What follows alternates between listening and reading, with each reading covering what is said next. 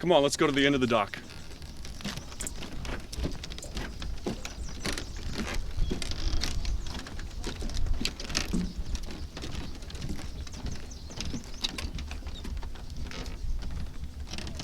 It's pretty, ain't it? You know what's not pretty? Watches with long lugs. I mean, there are so many great watches I would love to wear, but I can't because the lugs are too long. And this drives me crazy!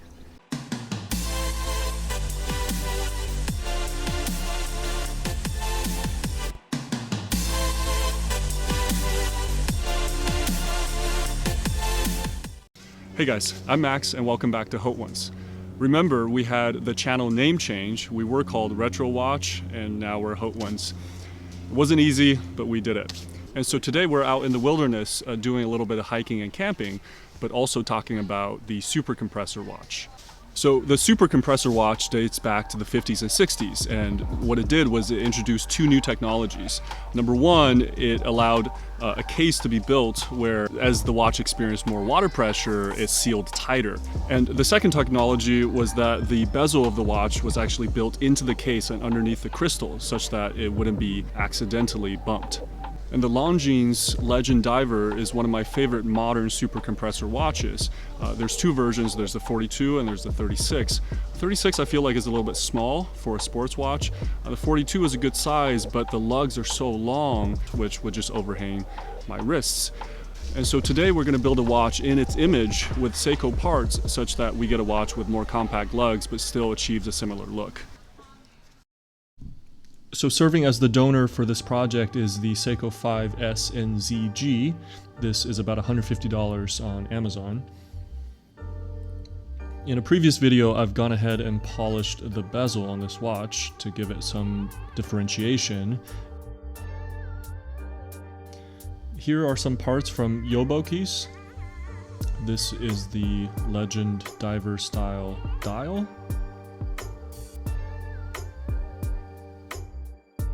Here are the hands. And this is the matching bezel. List of the parts used in this build will be in the description below. From Crystaltimes, I ordered a domed blue sapphire crystal. So let's get started. First, we line up all the hands at 12. This is a non-hacking movement, so it's a little trickier with the second hand. Get the case back off. Remove the crown. Then we lift up the movement from one of the metal bridges. And then set the movement on something soft. Next, we pull off the hands with a hand puller. The small piece of plastic helps to keep you from scratching the parts up. The dial is held on by two metal feet, so we pull that off, and now we have the movement. And we take the new dial, line up the feet as well, get that mounted. Next, I tried something different. I decided that the new dial was kind of barren, and so I wanted to try to harvest the Seiko 5 logo and place that onto the new dial. And so this logo is held on by 2 feet as well. We pull that off. This is pretty delicate work here. I'm going to try to sand those feet off from the back. So first I used a small file. It didn't quite get all the way down, so then I tried it on a piece of sandpaper, and that seemed to have done the trick. Then I used a little bit of silicone sealant to mount it because I figured this remains somewhat flexible, so hopefully it'll be resistant to shock over time.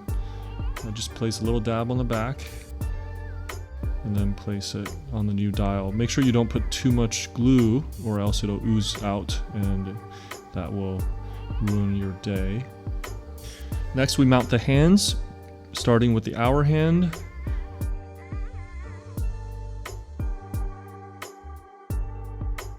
Then moving on to the minute hand, making sure that everything is still lined up at the 12 o'clock position. If you're not sure, go ahead and wind the crown until the date clicks over again.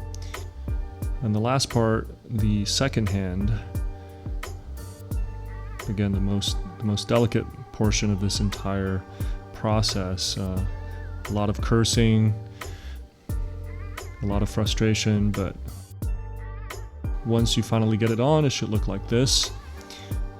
You want to check, make sure all the hands are lined up nice and flat and horizontal and nothing is rubbing on each other, and that the date indeed clicks over at 12.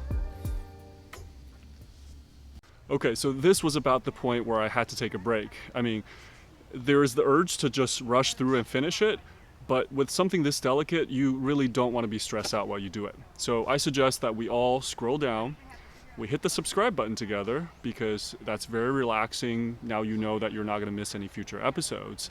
And then we come back up to the top, let's take a deep breath together, and continue with the build. So next we're going to try to separate the crystal from the case. We're going to use a crystal press for this. So on the base, you're going to find a piece that's this diameter of the bezel. On the top portion of the press, the piece will be the diameter of the inner aspect of the case, such that when you give it some firm pressure, the crystal will pop off. This is a little bit scary because you have to press quite hard. Here is the old crystal next to the new one. We're going to reuse this gasket. Next, I'm going to try to separate the bezel from the case. And to do this, I use a sharp blade and I wear plenty of protective equipment so I damage neither myself nor the lugs on the watch. And you want to insert this and press from all four corners of the case. If you did it correctly, the bezel will come off.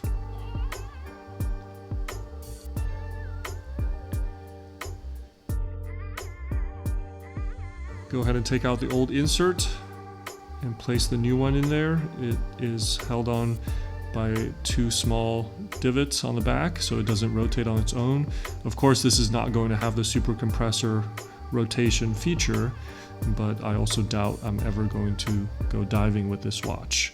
We're just going for that look. Okay, we're going to press the bezel back onto the case of the watch.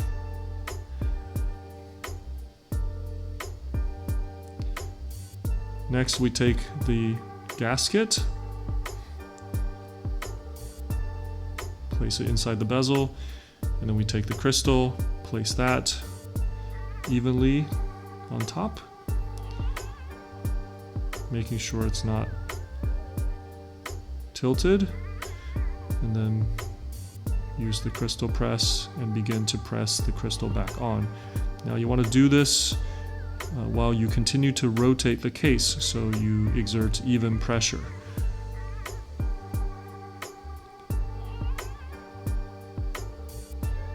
And if you did this correctly, the crystal will be mounted into the bezel.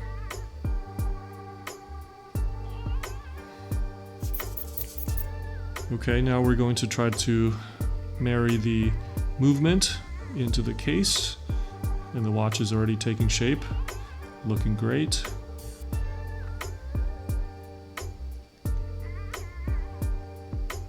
We're going to reinsert the crown.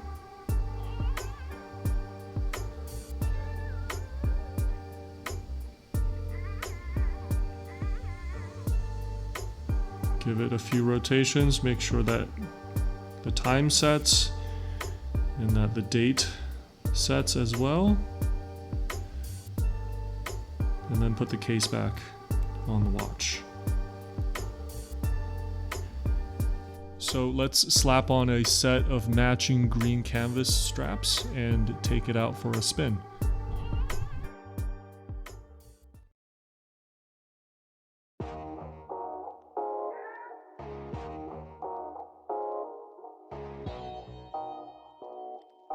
I have to say, this one really turned out better than I expected. The proportions of the case, the color coordination of the loom and the strap, it just all works. Let's take a look at the dimensions first. The watch is nice and thin at 13 millimeters, and a lug-to-lug of 49 is a big improvement on the original. The black date window hides it nicely on the matte black dial. And this was part of the reason behind retaining the 7S26 movement. I'm really happy with how the Seiko 5 logo looks on this dial, even though it got a bit rugged in the transplantation process. The loom is not the brightest, but while I was camping, I was surprised that it lasted the entire night. The blue sapphire really adds a nice touch, as its curvature follows the case shape and gives off a nice blue reflection. As far as the original Seiko bracelet, I'm pretty sure I threw that in the trash as soon as I saw it. But on a strap, this watch is really as good as a 42mm can wear on my 6¼ inch wrist. So that was the build of the Seiko 5 Legend Diver. I feel like it was able to capture the essence of the Longines, but still retain some of its own uniqueness. So in the comments below, let me know if you've had a watch that you really loved but can't wear because the lugs are too long. And on your way down there, give this video a thumbs up if you liked it, and subscribe if you haven't already. I've got a lot more watch content coming your way. So thanks for watching Hot Ones. Until next time, take care. So the supercompressor line of watches dated back to the 50s and 60s. And it introduced two new technologies. Number one, the cases were built in a way such that as they experienced more water pressure, it allowed them to